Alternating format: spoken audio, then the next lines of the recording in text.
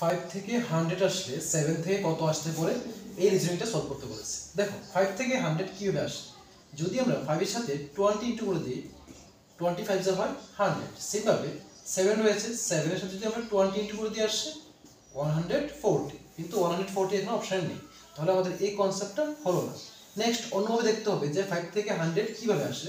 First এটা তোমরা check করবে, যদি 5 এর সাথে আমরা 2 ইনটু করে দেই 5 টু কত হয় 10, এখন 10 এর সাথে 10 ইনটু করে দিলে আসে 100।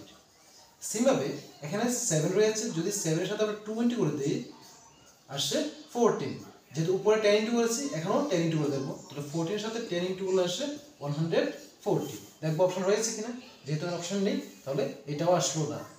আর অন্যভাবে দেখতে হবে, যেমন যদি 5 এর সাথে আমরা 2 ইনটু করে দিই 5 টু কত হয় 10, আর 10 কে স্কয়ার করে দিলে 10 10 যা 100 আসে। সেমভাবে 7 রয়েছে, 7 কে যদি আমরা 2 দিয়ে ইনটু করে আসে 14, এবং এই 14 কে যদি আমরা স্কয়ার করে দিই আসে 196। তো চলে আসলো অপশন নাম্বার ডি হবে সঠিক উত্তর।